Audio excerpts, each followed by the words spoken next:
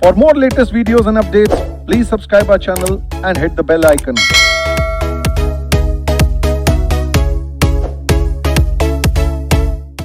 आइए, हम लोगों ने फैक्ट्रीज एक्ट स्टार्ट किया था और फैक्ट्रीज एक्ट के बारे में हमने बात की थी कि ये पोर्शन हमारा जो है वो बेसिकली सेटिंग अप का इंडस्ट्रियल एंड लेबर लॉ वाला पोर्शन है।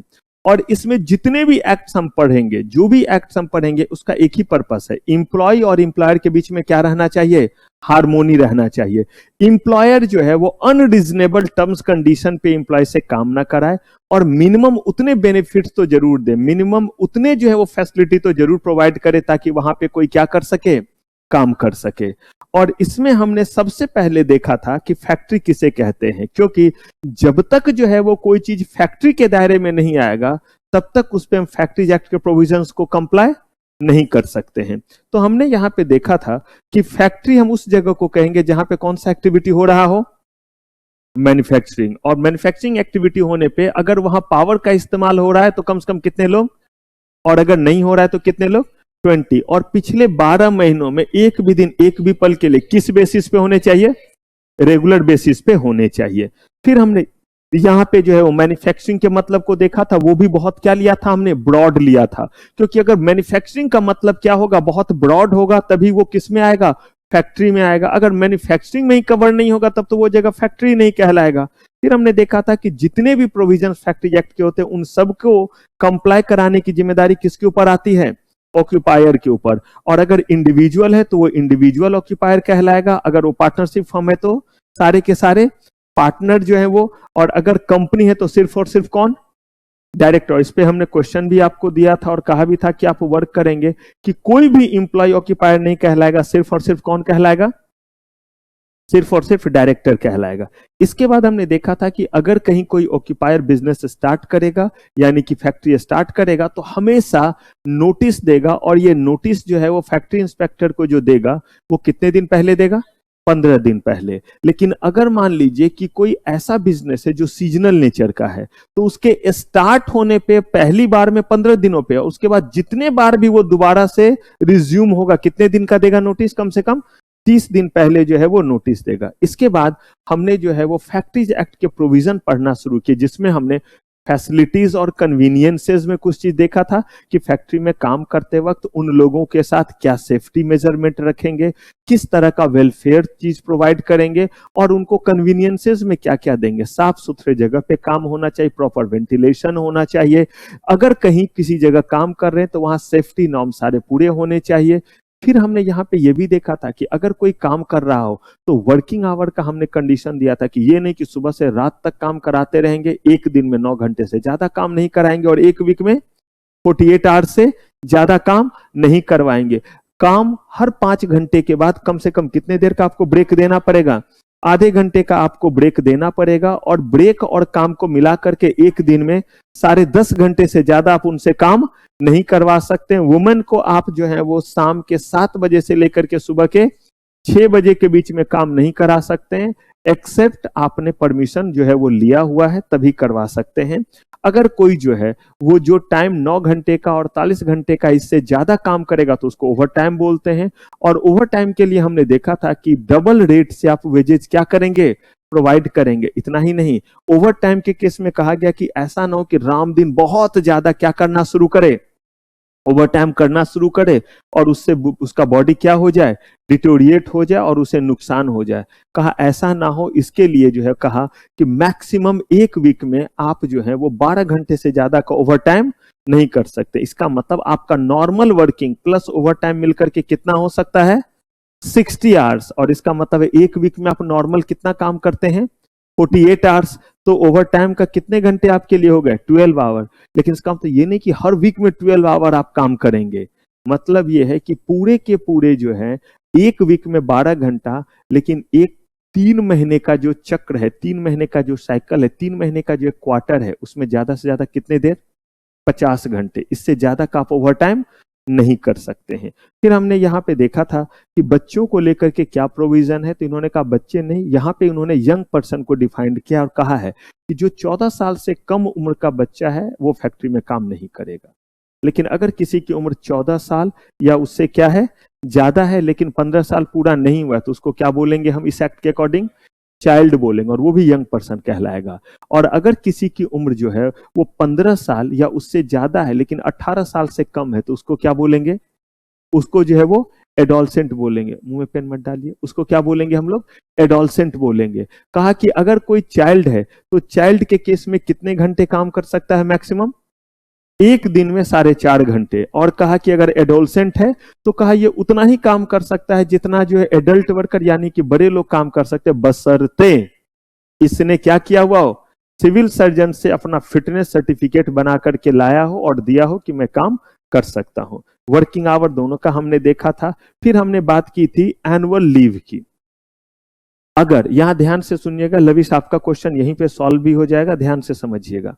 कह रहे हैं कि एनुअल लीव को लेकर के क्या क्या प्रोविजन किया हुआ है कि अगर किसी बंदे ने जो काम करने के लिए फैक्ट्री में अलाउड है उसको जो है वो वीक में एक दिन छुट्टी तो मिलती ही है, प्लस जो गैजेटेड हॉलीडे है, नेशनल हॉलीडे है, उसमें तो छुट्टियां मिलेगी ही मिलेगी।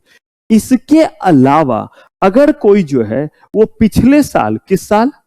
पिछले साल 240 दिन काम किया है, तब इस साल उसके हर 20 दिन के काम पे उसे एक छुट्टी मिलेगी। और ये छुट्टी उन छुट्टियों के अलावा है। किन छुट्टियों के अलावा? वीकली हॉलीडे, मतलब संडे भी हो सकता है कोई दिन, इसलिए उसको क्या बोला? वीकली, या जो अदर नेशनल या गेस्टेड हॉलीडे है वो छुट्टी के अलावा। लेकिन किसको मिलेगी? जो इसी बार काम करने आया है उसको मिलेगा, उसको अगले साल मिलेगा। कब? जब वो पिछले साल कितना पूरा कर ले? 200। तो अगर कोई 240 दिन अपना पूरा कर लेता है तो इस केस में क्या होगा? इस साल हर 20 दिन पे एक छुट्टी। लेकिन उसने लिया नहीं छुट्टी, तो छुट्टी अगले 20 दिन के बाद फिर क्या मिला? एक और छुट्टी। अब कितने छुट्टी हो गए उसके? 2। ऐसे ही करते करते वो एक्युमुलेट होता जाएगा। और वो एक्युमुलेट जो होता जाएगा उसमें ये मत देखिएगा कि साल खत्म हो जाएगा तो छुट्टी लैप्स कर जाएगी। अगर 20-20 दिन पे उसे छुट्टी मिल रही है और मान लीजिए कि आपने एक साल में 360 दिन काम किया, पॉसिबल? हाँ या ना? 365 दिन है, वर्किंग डे मैंने बोला, तो आपने 360 दिन काम किया। अगर ऐसा आपने किया तो इसको मैंने ये लीजिए डिवाइड कर दिया। कितनी छुट्टियां हो गई? 18। कोई बात नहीं है, प्लस का सिंबल बना हुआ है। फिर अगले साल जो है वो क्या हुआ? आपने कितने दिन काम किया? 20 दिन, फिर एक छुट्टी। ये चलता जाएगा। लेकिन जैसे ये छुट्टी आपका कितने दिन हो जाएगा? 30 डेज। उसके बाद आप जो है या तो 30 में से उतनी छुट्टी ले लीजिए, जैसे 30 के बाद 20 दिन और काम करेंगे तो एक छुट्टी और होना चाहिए, अब ऐड नहीं होगा। फिर और एक दिन काम करेंगे तो उसे 32 हो जाना चाहिए, और 20 दिन काम करेंगे तो नहीं होगा, अब वो 30 पे रुका रहेगा। जबकि आप लगातार 20-20 दिन पे काम किए जाएंगे तो बढ़ना चाहिए था ना, नहीं बढ़ेगा। लेकिन अगर जैसे ही उस 30 में से आपने 5 छुट्टियां ले ली तो वो कितना हो गया? 25। उसका फिर आपने 20 दिन काम कर लिया तो वो कितना हो जाएगा? 26। फिर 20 दिन और काम कर लिया तो कितना हो जाएगा? ऐसे ही करते करते फिर 30 पे पहुंचा। फिर आपने जो है वो कोई छुट्टी नहीं ली और 20 दिन काम किया, तो 30 के बाद 31 होना चाहिए, 31। लेकिन 31 नहीं होगा, वो कितने पे रुक जाएगा? 30 पे। लेकिन फिर आपको इस बीच में जरूरत पड़ गई और आपने 10 दिन की छुट्टी ले ली, अब वो कितना हो गया? 20। फिर आपने जो है वो काम किया, 20 दिन पूरा हुआ तो वो 20 से बढ़ के छुट्टी कितनी हो गई? 21। फिर आपने और 20 दिन काम किया तो अब 22, और ऐसे होते कहां तक जाएगा? फिर उसके बाद और 20 दिन काम किया तो 31 होगा। अब क्या होगा? फिर जब छुट्टी ले लेंगे तो जब 30 से कम हो जाएगा तो उसमें फिर वो पहुंच जाएगा कितने पे? 30 पे। क्लियर है ये बात? अगर मान लीजिए कि यहाँ पे काम करने वाला बंदा अगर चाइल्ड और या यंग पर्सन, एडोलसेंट है, तो जिसको यंग पर्सन बोलते हैं, तो उसके केस में तो यहां पे इन्होंने बोला है कि एडोलसेंट के केस में तो नहीं, लेकिन सिर्फ किसके केस में बोला है? चाइल्ड। अगर कोई बच्चा जो है वो काम कर रहा है तो कितने दिन पे? पहला बात 15 दिन पे एक छुट्टी मिलेगी। और ये कितने तक क्लब होकर के जाएगा? तो देखिए 2 जगह बेनिफिट मिल गया। जहां बाकी लोगों के लिए मैक्सिमम 30 हो सकता था, इनके लिए मैक्सिमम कितना हो गया? इनके लिए मैक्सिमम 40, इनके लिए मैक्सिमम 40 हो गए। और साथ ही साथ इनको जो है वो 20 की जगह कितने दिन पे एक छुट्टी मिल रही है? होना भी चाहिए। बच्चा है, किसी मजबूरी में ही तो काम करे। सोचिए ना, 14 साल या उससे ज्यादा का है लेकिन 15 साल का उम्र नहीं हुआ है। अब मान लीजिए कि हमने क्या प्रोविजन बताया है, इस चीज को ध्यान से समझिएगा कि पिछले साल उसने कितना काम किया हो? 240 दिन। तो मुझे एक चीज बताइए, अगर कोई बच्चे की उम्र 14 साल से कम है तो क्या वो फैक्ट्री में काम कर सकता है? हाँ या ना? नहीं। तो इसका मतलब है कि जब वो काम करने के लिए आएगा तो उसकी उम्र कितनी होगी? 14 साल या उससे ज्यादा। लेकिन 15 साल जैसे ही टच करेगा वो तो एडोलसेंट बन जाएगा, तो उसको ये बेनिफिट कैसे मिलेगा? कहा गया कि आप ये मत देखिए कि उसको बेनिफिट कब दिया जा रहा, आप ये देखिए कि उसकी एंट्री कब हुई है। तो अगर वो इस साल इस फैक्ट्री में आया है तो इस साल उसको नहीं मिलेगी छुट्टियां। छुट्टी का बेनिफिट कब मिलेगा उसको? अगले साल। इस साल अगर वो 240 दिन काम कर लेता है तो जिस समय वो आया था उस समय उसका पोजीशन क्या है? चाइल्ड, एडोलसेंट या एडल्ट वर्कर? 14 साल 2 महीने का था तब आया है, तो इसका मतलब जिस दिन फैक्ट्री में आया उसका पोजीशन क्या हो गया? चाइल्ड। तो इस साल जितना भी वो काम करेगा करने दीजिए, अगले साल जो उसे बेनिफिट मिलेंगे लीव वाला, वो किसके बेसिस पे मिलेगा? चाइल्ड के बेसिस पे। फिर उसके अगले साल से किसके वाला मिलेगा? उसके बाद नॉर्मल, क्योंकि एडोलसेंट को हमने अलग छुट्टी नहीं दी। एडोलसेंट को भी कितना छुट्टी देते हैं? जितना बड़े वो लोगों को देते हैं। तो अगले साल से उसे 20 दिन पे एक छुट्टी मिलेगी, लेकिन एक साल उसे कितने पे छुट्टी मिलेगी? 15 दिन पे एक छुट्टी और 40 दिन वाला रहेगा। क्लियर है ये चीज? चलिए, हाँ, एकुमुलेट वाला चीज चलता रहेगा कब तक? जब तक आप 30 पे टच नहीं कर जाते। 30 के बाद वो उसमें एकुमुलेट होना क्या हो जाएगा? फिर उसमें से यूज कर लिया तो फिर समझ लीजिए ना, गिलास है, एक गिलास में पानी भर सकते हैं। अगर उसमें जो है वो पूरा भरा हुआ, उसके बाद पानी आप डालते रहिए तो क्या होगा? गिलास में जमा हो रहा है। गिलास क्या टंकी भर जाएगा? नहीं, गिलास में कहां से जमा होगा? गिलास पूरा भर चुका है, अब उसके ऊपर पानी डालेंगे तो क्या होगा? नीचे ओवरफ्लो करके बहता रहेगा। आपका जो है वो उसमें जो है वो कंटेन नहीं होगा। ठीक वैसे 30 दिन तक रहेगा।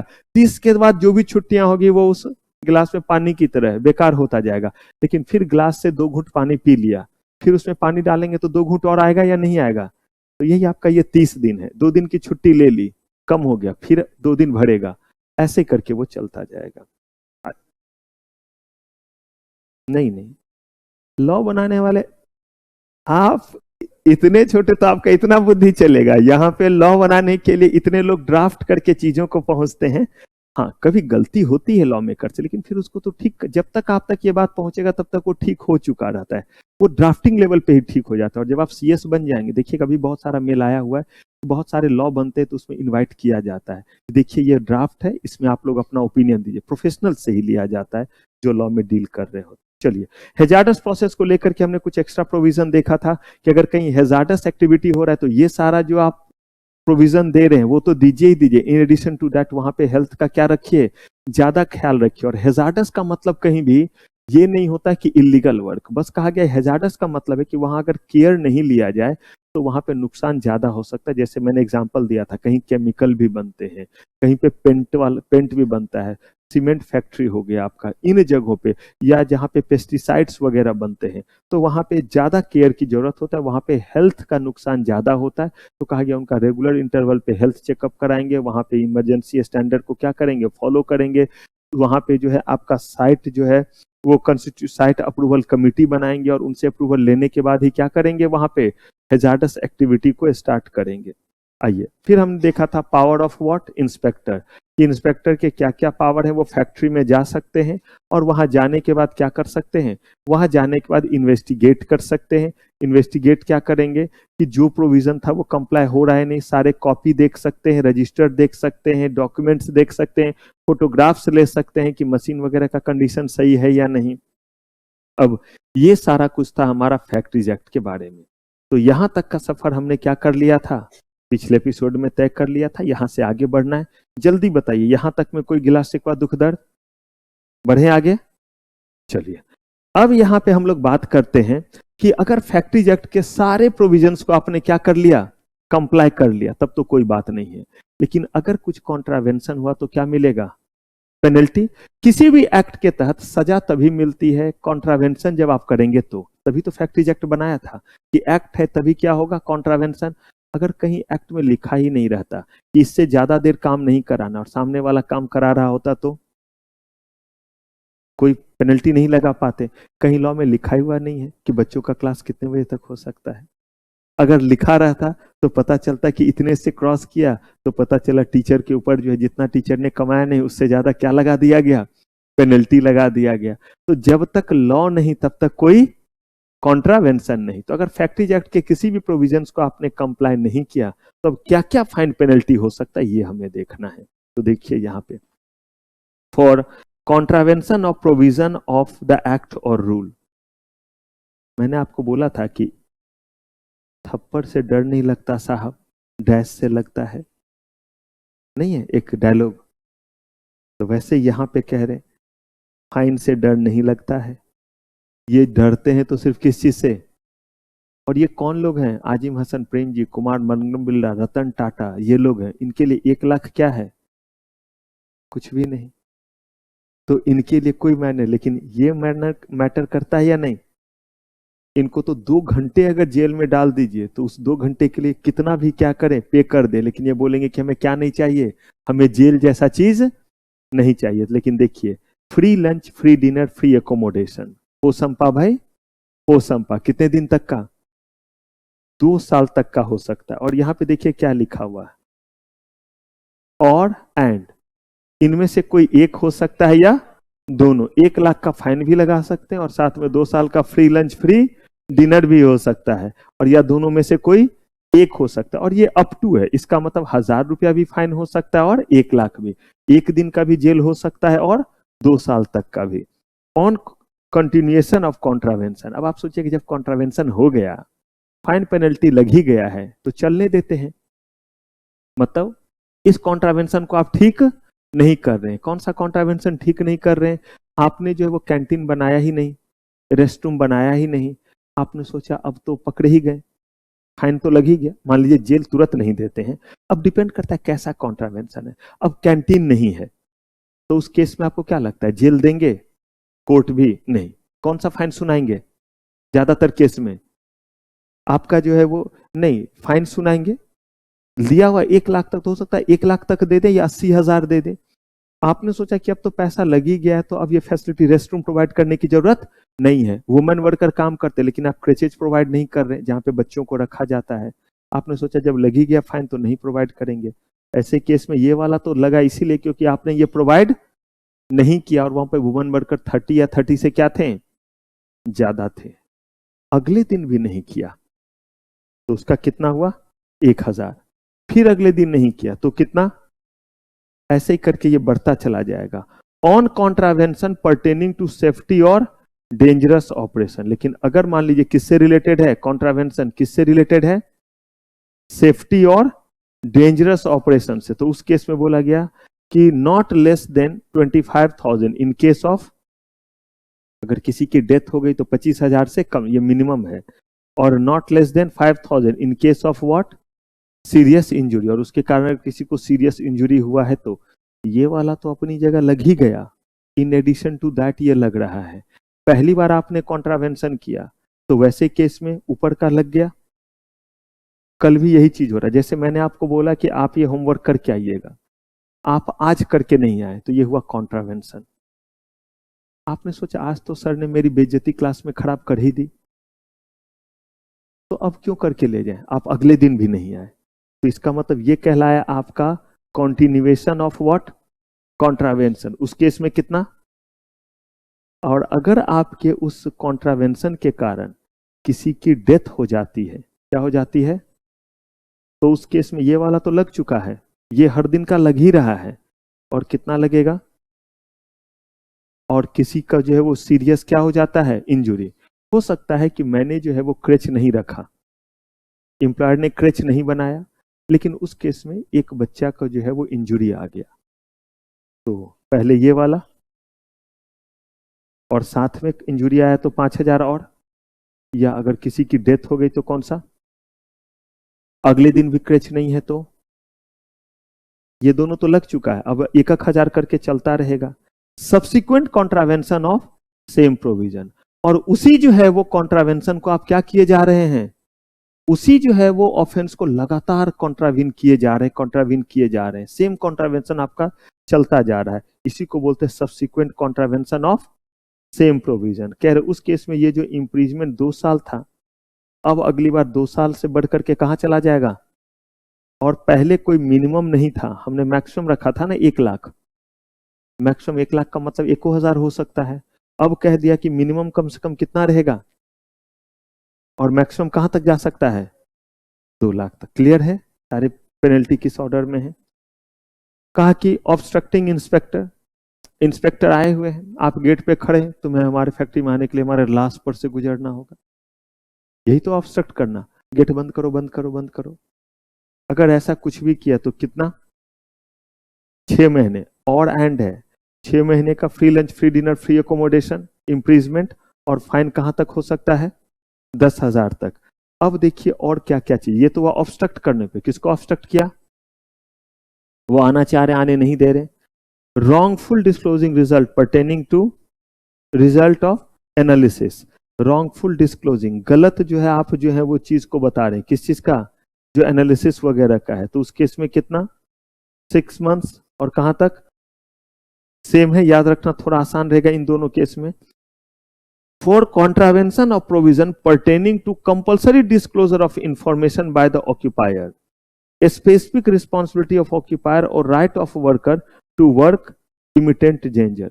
imminent danger आपको डिस्क्लोज करना है कि नहीं करना है, कहां पे पढ़ा है, ये है हैजार्डस में। ये देखिए, बताना है ना, नहीं बताया। और कोई भी ऐसा चीज है जो आपको क्या करना था, डिस्क्लोज करना था और आपने नहीं किया। अब इस बार देखिए, चूंकि लोगों के जान का सवाल है, तो कहां तक, सोचिए कितना सजा है, 7 साल। सोच के देखिए, अगर रतन टाटा कुमार, मंगलम बिरला, आजिम हसन प्रेम जी, इनके लिए 7 साल बोला जाए तो ये तो सजा बोलने से पहले ही खत्म हो जाएंगे। अगर फाइनल कोर्ट कह दे तो वैसे तो वो अपील में चले जाएंगे। और फाइन कहां तक हो सकता है, और अगर यही चीज क्या हो रहा है, कंटिन्यू है, तो देखिए चूंकि हेल्थ से रिलेटेड है, यहां पे कंटिन्यू था तो कितना लेते थे हर दिन का, लेकिन यहां पे किसी की जान की बात है, हैजार्डस एक्टिविटी को डिस्क्लोज करने से रिलेटेड बात है, तो हर दिन का कितना है। और देखिए क्या है, आपका ये जो है वो लगातार जो है वो कंटिन्यू चल रहा है। पहली बार में तो हमने ये ले लिया आपसे, हर दिन डिले हो रहा है, उसका कितना दे रहे हैं, लेकिन ऐसे करते करते 1 साल से भी ज्यादा दिनों से ये कॉन्ट्रावेंशन हो रहा है, तो हर दिन का तो हम ले रहे हैं 5,000। लेकिन अगर ये कॉन्ट्रावेंशन कितने को क्रॉस कर जाए, तो ऐसे केस में जो सजा 7 साल थी वो किस में बदल जाएगी, 10 साल। अब मुझे बताइए, ये डरावना चीज है या नहीं है, किसके लिए, जो ऑक्यूपायर है और खास करके जो डायरेक्टर वगैरह हैं। कह रहे हैं कि अगर कहीं कोई जो है वो चीज प्रूफ करना रहा, ओनस का मतलब होता है जिम्मेदारी, तो किसी चीज को प्रूफ करने की जिम्मेदारी जो है वो किसके ऊपर आएगी, onus of providing limit of what is practicable. तो कहा गया onus of providing is on the person who is alleged to have failed to the company with such duty etc. to prove that he has taken all measures or it was not reasonable or practicable। कहा कि अगर आपने ये maintain नहीं किया तो मैं साबित नहीं करूंगा। आपका काम है कि अब आप साबित कीजिए कि क्या ऐसा वजह था, क्या ऐसा इम्प्रैक्टिकलिटीज था जिसके कारण आपने अभी तक क्या नहीं बनाया है, क्रेच नहीं बनाया है। क्या ऐसा वजह था जिसके कारण अभी तक आपने रेस्ट रूम नहीं बनाया है। क्या ऐसा वजह था जिस तक अभी तक आपने ड्रिंकिंग वाटर जो है वो कूलर वाला प्रोवाइड नहीं किया है। क्या ऐसा वजह था, ये आपको साबित करना होगा। किसको, जो ऑक्यूपायर है उनको साबित करना पड़ेगा। साबित करने की जिम्मेदारी उनके ऊपर है कि वो अपने आप को इनोसेंट जो है वो साबित करे। क्लियर है? अदरवाइज अगर मामला क्रिमिनल प्रोसीजर कोड का, पुलिस ने आपके ऊपर कोई इल्जाम लगाया, आपको साबित करने की जरूरत नहीं कि आप इनोसेंट है, पुलिस को साबित करना पड़ेगा कि आपने वो क्राइम क्या किया है। जैसे देखिए कितने सारे मामले आ रहे हैं तो पुलिस परेशान रहती एविडेंस जमा करने में, क्योंकि उन्हें साबित करना है कि इस बंदे ने क्या किया है, मर्डर किया है या इस बंदे ने ये क्राइम किया है। क्लियर है ये चीज? Offence by worker and penalty to the person, कह रहे कि सिर्फ और सिर्फ एम्प्लॉयर पे ही पेनल्टी होगा, वर्कर पे नहीं। मुझे बताइए, वर्कर पे कोई पेनल्टी होना चाहिए? कहा गया कि वर्कर वहां काम कर रहा है तो एम्प्लॉयर जो है उसको पैसा भी तो दे रहा है, और अगर जो है वो वर्कर गड़बड़ी करे तो कहा उसके ऊपर भी फाइन पेनल्टी होना चाहिए, वरना पता चला कि वर्कर तो अपने आप को चौधरी समझने लगेंगे। तो कहा कि if any worker contravene the provision of this act और रूल या ऑर्डर, जो भी उनको कहा गया, इम्पोजिंग एनी ड्यूटी और लायबिलिटी, वर्कर का जो ड्यूटी है वो ढंग से नहीं कर रहे हैं, तो ऐसे केस में कितना, अब देखिए उनसे कितना कम लगाया, कोई इम्प्रीजमेंट है, और सजा कितना लगाया, क्योंकि उनके लिए कहा गया 500 ही बहुत है, वो तुरंत काम पे फिर लगने लगेंगे अगर 500 रुपए का फाइन लगा। Using false certificate of fitness, अब इसको जरा कॉरिलेट कीजिए, क्या मतलब है फॉल्स सर्टिफिकेट ऑफ फिटनेस के केस में? ये और किसी के ऊपर एप्लीकेबल नहीं, सिर्फ किसके ऊपर? एडोलसेंट को सिविल सर्जन से सर्टिफिकेट लेना था कि ही इज फिट पर्सन, और वो जो है वो 500 रुपया दिया सिविल सर्जन को और बोला कि कर दीजिए, ठीक है, उन्होंने लिख करके दे दिया फिट, और बाद में पता चला कि क्या है, ये अनफिट है, तो ऐसे केस में सजा मिलनी चाहिए या नहीं? कहा कि भाई आपको भी मिलनी चाहिए, और कहां तक? अब इस केस में क्या दिया उसको? इम्प्रिजमेंट दिया, और वो भी कितने दिन का? बस 2 महीने तक, और फाइन कहां तक का? 1000 रुपये का। और बोथ एक मामला आता है आपका, अगर कोई डबल काम कर रहा हो, मुझे एक ही बताइए, चाइल्ड डबल काम करेगा कैसे हो सकता है? कहा कि चाइल्ड ही डबल काम करेगा, ये हो सकता है, बाकी के लिए तो पॉसिबल ही नहीं, 9 घंटे काम करना है तो डबल शिफ्ट में कैसे करेगा? चाइल्ड के लिए कितने देर का काम है? 4.5 घंटे, यही है ना मैक्सिमम। अगर 4.5 घंटे का, तो पता चला ये बंदा एक जगह काम करके आया और उसके बाद कहां चला गया? दूसरे जगह। अरे भाई चाइल्ड था तभी ना बोला गया कि 4.5 घंटे से ज्यादा काम नहीं कराएंगे। और रामदीन जो है वो चुन्नू मुन्नू से जो है वो करवा रहा है 2-2 जगह काम। कहा गया कि अगर उनके मदर फादर ऐसा करा रहे हैं तो उनके पेरेंट्स के ऊपर क्या आएगा? फाइन आएगा, कितने रुपए का? लेकिन अगर मान लीजिए कि रामदीन को भी नहीं पता, चुन्नू जो है वो रामदीन का पापा ही निकल गया बेटा की जगह, एक जगह काम करता है और वो सारा पैसा तो रामदीन लेके चला जाता है, पैसा तो उसके हाथ में नहीं जा रहा है, किसके हाथ में? चुन्नू के हाथ में। चुन्नू भी सेटिंग कर लेता है दूसरे के साथ और बोलता है आपके यहाँ काम करूंगा, पैसा मेरे हाथ में देना। पापा तो समझ रहे कि हमारा चुन्नू एक जगह काम करता है, क्योंकि बच्चे का तो उन्हें अता पता रहता कहाँ है, बच्चे का तो अता पता जो है बस इतना ही है कि महीने में जाकर के बच्चे का पैसा ले लेना है, बाकी वो काम पे पहुंचा है या नहीं पहुंचा है। उसके बाद तो कहीं खेल रहा हो, कहाँ हमारे और आपके घर के बच्चों की तरह वेल ब्लेस्ड है कि देखो जी बच्चा है कहाँ, दिख कहाँ रहा है, आंख से ओझल हुआ तो बच्चा है कहाँ, किस जगह पे है? कहीं होगा, रात में अपना क्या हो जाएगा, पहुंच जाएगा, फिर दिन में जाएगा काम करने लगेगा। तो ऐसे केस में इन्होंने बोला कि अगर बच्चा किस चीज पे है? डबल एम्प्लॉयमेंट पे है, तो बच्चा के ऊपर फाइन पेनल्टी नहीं है, किसके ऊपर है? और देखिए अभी के समय में रूल भी बनाया है कि अगर कोई जो है वो एडल्ट नहीं है और वो ड्राइविंग कर रहा है, और ऐसे केस में अगर वो पकड़ा जाता है तो उनके मदर फादर के ऊपर भी क्या होगा? फाइन इम्पोज होगा। क्योंकि बहुत सारे, ये इसीलिए किया गया, सुधार किया गया, बहुत छोटे छोटे बच्चे स्कूटी चलाते रहते थे, और वही है कि अभी मोहल्ले में नहीं पकड़े जाते, और सबसे ज्यादा जो है खतरनाक आतंकवादी की तरह से मोहल्ले में ही चलाएंगे, इतना तेज कि आपको डर सा लगेगा, एकदम आप खुद साइड दे देंगे। हाँ, और रोड पे जाएंगे तब तो खतरा है कि खुद भी कोई उड़ा देगा उसे। मोहल्ले में तो नॉर्मली जो एक तो बच्चा है और एक दूसरे को जान रहे होते हैं तो ध्यान रखते, बस ये बोलते हैं रुको, बोलते हैं पापा को तुम्हारे, इतने पे ही काम चलता रहता है। और या ऐसे क्यों चला रहे हो, जाओ जाओ घर में रखो, बस वो भी तब तक तो निकल गया, और नहीं तो ज्यादा से ज्यादा उनके घर के लोगों को बोलेंगे। इसीलिए यहाँ पे कहा गया कि लेकिन एक चीज बताइए, अगर चुन्नू ने सही में पिताजी को भनक ना लगने दी और तब कर रहा है तो नहीं, उस केस में उनके फादर के ऊपर नहीं, क्योंकि वो नहीं करवा रहे हैं, बल्कि उन्हें तो खुद भी नहीं पता है कि ये क्या कर रहा है, 2 जगहों पे काम कर रहा है। उस केस में इनके ऊपर पेनल्टी इंपोज नहीं होगा। ठीक है, बच्चे को दूसरे जगह, बच्चे को सजा नहीं दिया हुआ है, उसको जो है वो दूसरे जगह काम करने नहीं देंगे, एक ही जगह काम करेगा। लेकिन अगर मदर फादर करा रहे हैं तो साथ में क्या होगा? काम तो नहीं करने देंगे, लेकिन करवाया था इसलिए कितने का सजा रहेगा? 1000 रुपए का। ऐसा इसीलिए किया गया ताकि डिस्करेज हो और वो चाह करके भी जो है वो 2 जगहों पे काम ना करवाएं। चलिए, इसका मतलब consent and connivance of such parents, guardian और पर्सन, मर्जी एंड सहमति, एक साथ वर्ड यूज किया जाता है, इंग्लिश के वर्ड है।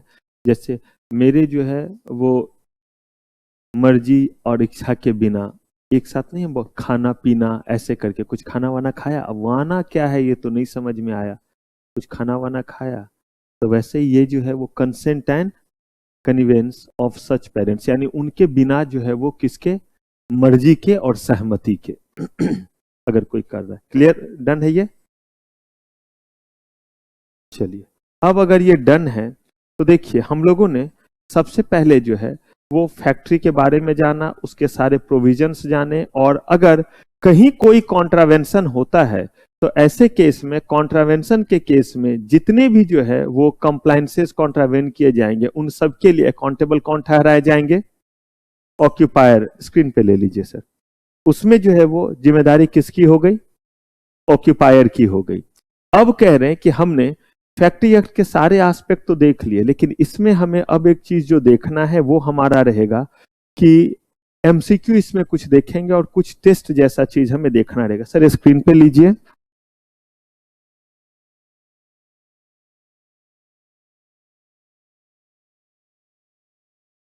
तो यहां पे अब हमें जो एक एस्पेक्ट देखना है वो क्या है? इसका प्रैक्टिस टेस्ट जैसा चीज। तो आप एक काम करें, पहले आप जो है वो इसको एक दिन रिवाइज करें, और रिवाइज करने के बाद किसी और दिन हम इसका क्या करते हैं ताकि आपका जो है वो रिवीजन भी हो जाए और हम लोग उसको कर भी ले। मैं जो है वो आपके जो है वो ग्रुप पे जो है वो एक नोट भी दे दूंगा, क्योंकि फिर आपको इस सब्जेक्ट का बाकी चीज भी मिल जाएगा।